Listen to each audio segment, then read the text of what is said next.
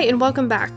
In this video, we're going to talk about a specific type of function transformations, namely shifting or shifts of the graph.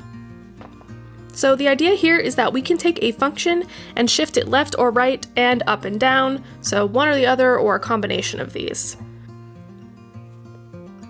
This might also be called translation or translating, so that's another way we will sometimes refer to shifting, but I personally use the word shifting rather than translating.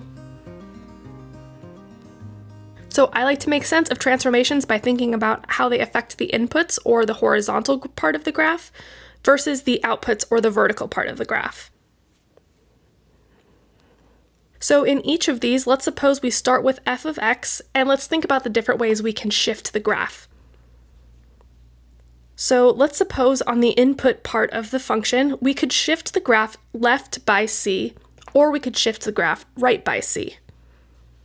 So to shift left by c, we do a plus c, and to shift right by c, we do a minus c. And this occurs on the inside of the function on the inputs, so close to the x. It can feel a little counterintuitive that plus c shifts the graph left, and minus c shifts the graph right. The way I make sense of this personally is to think about the axes behind the graph being what's moving. So rather than trying to shift the graph first, we're actually shifting the whole set of axes prior to graphing. So this is happening on the inputs, so it's sort of like we're making the change before the graph even happens. This is at least the way it makes sense to me.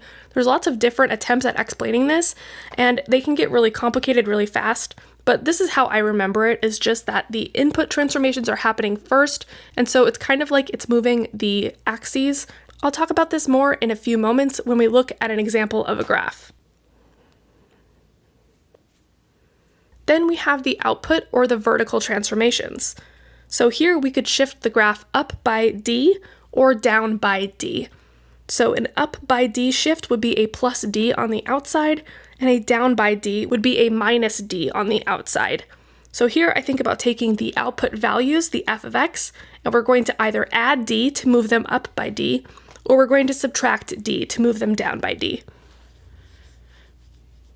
Also, as a note, I'm simply using c and d to represent some real value. So this is just some shift, some value that we're going to be moving the graph. So I use c and d just to represent that. Okay, so let's look at a graph and see what these might look like.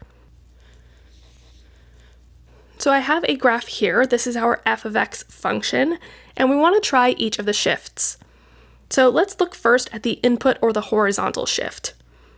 So as we get a more positive c value, you'll see that the graph is moving to the left. Then a minus c shifts the graph to the right by c. So you can observe that as we add c or subtract c, so as that c value is positive or negative, it's moving either left or right respectively. So remember, the way that I personally make sense of this, and that hopefully will make sense to you too, is that what we're actually doing is affecting the axes behind the graph, and that explains why this is sort of opposite of what you would think. At least for me, my intuition tells me that plus c would move to the right, but that's not true. So plus c moves the graph to the left. So I like to think that the plus c means the axes are moving to the right, which effectively shifts the graph to the left. Okay, so our input transformations are shifting the graph either left by c or right by c. Now let's look at the output transformations. So here we're doing a plus d to shift up. You can see as the d value is positive, it's moving up. And then when the d value becomes negative, we are shifting down by that value. I'm showing here that we can just shift these with individual numbers, so 1, 2, 3, 4, or -1, -2, -3, -4, but of course you can use any value in between, and we can do these at the same time. So we can have both a horizontal and a vertical shift, that's just fine, and it can be really any real number that we'd like. Alright, and that's it. So those are our shifting transformations and how they occur both horizontally and vertically.